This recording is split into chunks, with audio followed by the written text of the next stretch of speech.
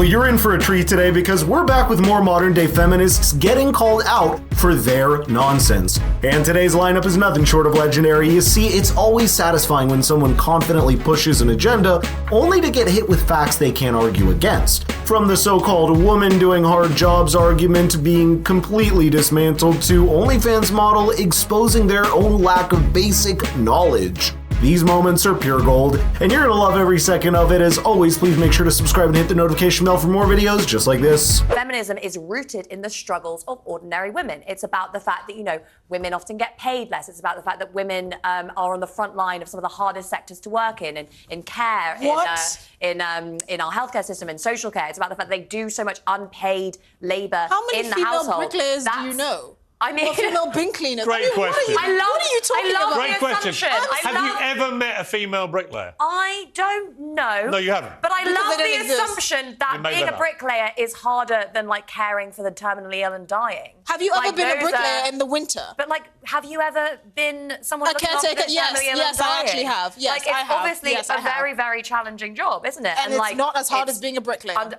In what sense? What does that even mean? Excuse me, you asked me if I've done it before. Oh, I've missed this. Yeah. Are we talking about whether or not it's before. physically challenging, emotionally challenging? I mean, there are care workers who are running up and down between houses getting paid less than minimum wage. No, I get that, but you don't make a fortune as a bricklayer either, and you're out in the elements. I just don't. This is really bad. If you look at the data from the U.S. Department of Labor, it becomes obvious that women dominate white-collar jobs while men are the ones doing dangerous, physically demanding work. Undersea welders, all types of crazy stuff. We're talking about fields like mining, quarrying, construction, yet despite this clear imbalance, we don't hear the same push for equity in these industries. No one's demanding that more women take up jobs in coal mines or construction sites. Next, we have John McEnroe pushing against the CBS This Morning panel, who tried to corner him over some of his comments, and they kicked off the interview with this. Let's just start with the elephant in the room. That's right. Why was it necessary for you to say that anybody, Serena, couldn't beat the 700th player on the men's circuit? As you know well enough, Charlie, respect Serena very much so, okay? And I was simply calling her on an NPR, which supposedly you're supposed, this is where you can say it like it is and you're going to get honest feedback. She's the greatest female player that ever lived. Then the lady said to me, I don't remember which one, but she said, why did you say woman? Why don't you just say the greatest, tennis player that ever lived? And so then I felt the need, however, unfortunately, I'm probably to defend myself. I don't know, just say what I really felt. I mean, which is about what I think she would be. I think you're referring to the fact that I said she'd be about 700 in the world. Yeah. Right. Time to give some context. See, back in 2017, John was promoting his new book and doing the usual press tour. During one podcast, he committed what many saw as the ultimate sin. He said Serena Williams wouldn't stand a chance against the first 700 ATP players, and guess what? He's absolutely right. Even Serena herself admitted it in a later interview, saying Andy Murray would sweep her in 5 to 6 minutes. That's not an insult, it's just acknowledging reality. But the ladies on the show wouldn't let it slide without throwing a tantrum, so here we go. I'm just waiting. Would you like to apologize? No.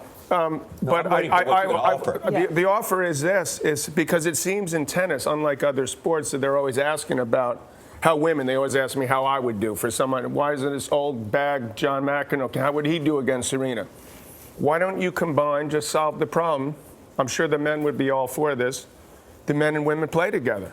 And then we don't have to guess. Yeah, he did answer Charlie's question. He just didn't bend the knee to your manufactured outrage. I mean, the numbers don't lie. The average speed of a first serve in tennis is usually around the 120 mile per hour mark in men's professional tennis and around the 105 mark in women's professional tennis. And if you compare the fastest serves ever recorded, the gap gets even wider. There's a reason men and women compete separately in sports, but apparently stating simple facts is now controversial. Next, we have a teenager exposing an OnlyFans model for a basic lack of knowledge. His name is Matan, and the way he shuts her down is hilarious. I didn't know that I was going to be sitting talking to a bunch of illiterate people who don't know how to read, but, You're literally 15. What do you know? You know how to read? Yes, I do know how to read. Name 10 books. Are you serious? Yes, 100%. Name 10 books. Well, I read Game of Thrones. I'm obsessed with like the Twilight series. Called?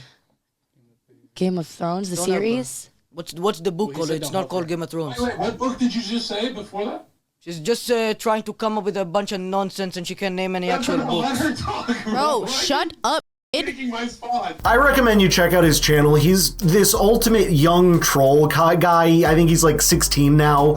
But he is this guy that has managed to pull off some amazing stuff despite that age. Back to the clip, the guy was trolling the cam girls nonstop during the entire episode. They were throwing shots at him too, but then he dropped the ultimate challenge, name 10 books. What should have been such a simple question turned into one of the most viral moments ever. It wasn't just hilarious, it was the perfect showcase of how fake so many of these online personalities are. Listen, I think we're kind of getting off topic. Can you name 10 books? Bro, He's going back to me. Can you? I just can said you no, don't change. No. You're 10 books. changing the subject. Yes, first. Actually, 10 books. you're changing the subject. Okay, Actually, 3 books. 3. Okay. Well, the Game of Thrones series, That's not a book. Twilight series. I want the name it of is the a book. book. It is a book. No, but I want the name You of the know book. what? I'll Google the book right now. Matter of fact, you want to show? That negates the point. Negates the point. Yes, the book is called The Song of Ice and Fire. Now, before you embarrass yourself by looking up the name of a book, she couldn't even actually name a single book. She doesn't know how to read. She's clearly illiterate. That being said, I just want to say something real quick. You know, I actually have some stuff coming up and I don't have enough, I don't have time to listen to more of this hedonistic nonsense from these people who don't know how to read, they're completely illiterate and their head is completely empty. So I'm gonna go, thank you for having me on today. My man, I appreciate you, my boy. And just like that, he left the podcast. And it's so funny how she talks about being so well read for what she's gonna say next. And to be fair, not that she knew this, but the original novel was titled The Game of Thrones and was first published in 1996, but even with that technicality, she couldn't have named any other book and didn't know this. It's actually troubling once you realize that a teenager managed to expose a room full of adults as completely clueless. And then around a year later, that young lady went on the Whatever podcast talking to Brian and was asked about this. Here's what she said. You kind of went a little bit viral. A little bit, tad bit. Somebody asked you to name 10 books. Yes.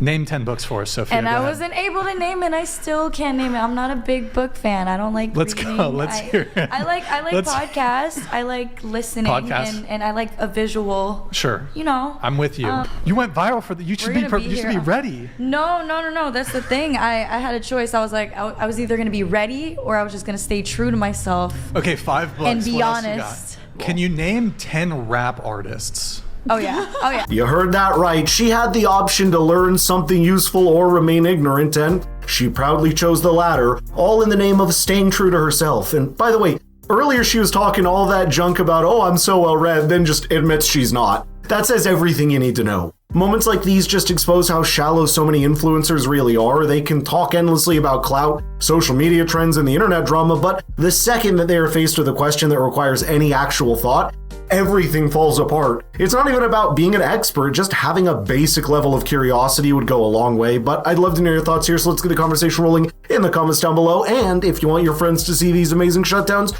please share the video with them, it means the world to us. Thanks so much for watching, and I'll see you on the next one.